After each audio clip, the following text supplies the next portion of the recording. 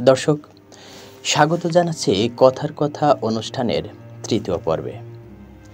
আজকের আলোচনার বিষয়বস্তু হল পতাকা ও প্রতিশ্রুতির বিশ্বাসঘাতকতা। চলুন শুরু করা যাক। পতাকা পতাকা একটি কাপড়ের টুকরো, কিন্তু তাতে লুকিয়ে থাকে জাতির ইতিহাস, মানুষের ত্যাগ, রক্তের স্মৃতি আর ভবিষ্যতের স্বপ্ন। আর প্রতিশ্রুতি শুধু কয়েকটি শব্দ, কিন্তু তা মানুষের মনে আশা জাগায়, পরিবর্তনের বার্তা দেয়, সংগ্রামের অনুপ্রেরণা হয়ে ওঠে। অথচ রাজনীতির অন্ধকার করিডোরে এই পতাকা আর প্রতিশ্রুতির অপমান, বিশ্বাসঘাতকতা যেন এক নিত্যকার ঘটনা। ক্ষমতার তৃষ্ণায় যারা পতাকা হাতে তুলে নেয়, তারা প্রায় ভুলে যায় পতাকা শুধু জয়ের প্রতীক নয়, এটি দায়িত্বেরও ভারও বহন করে। আর যারা প্রতিশ্রুতি দেয়, তারা জানে সেই প্রতিশ্রুতির ওজন কেবল নির্বাচনের দিন পর্যন্ত। রাজনীতির নাট্যমঞ্চে পতাকা প্রায় হয়ে ওঠে এক ধরনের প্রপোষ, যেটা কেবল মিছিল মিটিংয়ে দেখা যায়, ছবিতে ধরা পড়ে, কিন্তু বাস্তব নীতিতে তার কোনো প্রতিফলন নেই। বক্তৃতার সময় নেতারা পতাকা তুলে ধরে আবেগ উস্কে দেয়, প্রতিশ্রুতির মালা গাঁথে, কিন্তু পর্দা নামলেই সেই পতাকা ভাঁজ হয়ে থাকে। প্রতিশ্রুতি কাগজের ড্রয়ারে বন্দী থাকে। এই বিশ্বাসঘাতকতার আঘাত সবচেয়ে বেশি লাগে সেই মানুষদের গায়ে, যারা পতাকা ও প্রতিশ্রুতিকে সত্যি বলে বিশ্বাস করেছিল। কাব্যিকভাবে বললে, পতাকা তখনই মর্যাদা পায় যখন তা কেবল মিছিলের হাত থেকে উঠে এসে মানুষের জীবনে পরিবর্তন আনে। কিন্তু আজকের রাজনীতিতে পতাকা যেন ব্যবহারের পর ফেলে দেওয়া এক কাপ চা, গরম থাকতে উপভোগ করা হয়, ঠান্ডা হলে ডাস্টবিনে ছুঁড়ে ফেলা হয়। প্রতিশ্রুতিও ঠিক তাই। গণভোটের আগে তা সোনালি শব্দমালা, আর নির্বাচনের পর তা শুধু ভাঙা কাগজের নোট। এই বিশ্বাসঘাতকতা কেবল ব্যক্তিগত নয়, এটি প্রজন্মের উপর ব্যাপক প্রভাব ফেলে। এক প্রজন্ম যদি দেখে যে প্রতিশ্রুতি ভঙ্গই রাজনীতির স্বাভাবিক ধারা, তখন তারা শিখে যায় মিথ্যে বলা অপরাধ নয়, বরং ক্ষমতার সিঁড়ি। তখন পতাকা হয়ে ওঠে শুধু পরিচয়ের চিহ্ন, তার ভেতরের ইতিহাস আর অর্থ হারিয়ে যায়। আর তখনই জন্ম নেয় এক প্রকার রাজনৈতিক নৈরাশ্য, যেখানে মানুষ ভাবে সবাই একই রকম, কোনো পরিবর্তন সম্ভব নয়। এই মনোভাবই সবচেয়ে বড় বিশ্বাসঘাতকতা, কারণ তা মানুষকে সংগ্রাম থেকে বিরত রাখে। প্রতিশ্রুতি ভঙ্গের কৌশলও এক ধরনের শিল্পে পরিণত হয়েছে। রাজনীতিবিদরা জানেন জনগণকে আবেগে ভাসানো সহজ, আর সময় গেলে তারা ভুলে যাবে। তাই তারা যৌক্তিক প্রতিশ্রুতি দেয়, যা শোনাতে ভালো লাগে কিন্তু বাস্তবে সম্ভব নয়। তারা জানে জনগণ তাৎক্ষণিক আশ্বাস পছন্দ করে, দীর্ঘমেয়াদী পরিকল্পনা বা বাস্তবসম্মত প্রস্তাব শোনার ধৈর্য তাদের নেই। এই মনস্তত্ত্বকে কাজে লাগিয়েই প্রতিশ্রুতির বাজার জমজমাট থাকে। পতাকা একসময় যা ছিল স্বাধীনতার, মুক্তির প্রতীক, আজ তা অনেকের কাছে ক্ষমতার প্রতীক হয়ে গেছে।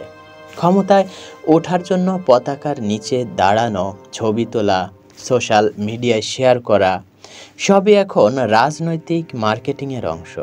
কিন্তু যখন ক্ষমতার আসনে বসা হয়, তখন সেই পতাকার মান রক্ষা করতে গিয়ে যে ত্যাগ, যে সততা প্রয়োজন, তা আর দেখা যায় না।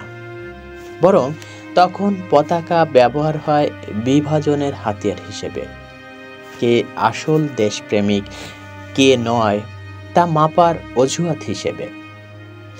ব্যঙ্গাত্মকভাবে বলতে গেলে, পতাকা যেন এখন এমন এক কাপড়, যা দিয়ে যেমন জনতাকে ঢেকে রাখা যায়, তেমনি সত্যকেও ঢেকে রাখা যায়। প্রতিশ্রুতিও তেমন, যেটা দিয়ে যেমন আশা জাগানো যায়, তেমনি আশা ধ্বংস করাও যায়। রাজনীতির খেলায় এই দুই অস্ত্র একসাথে ব্যবহার করা হয়।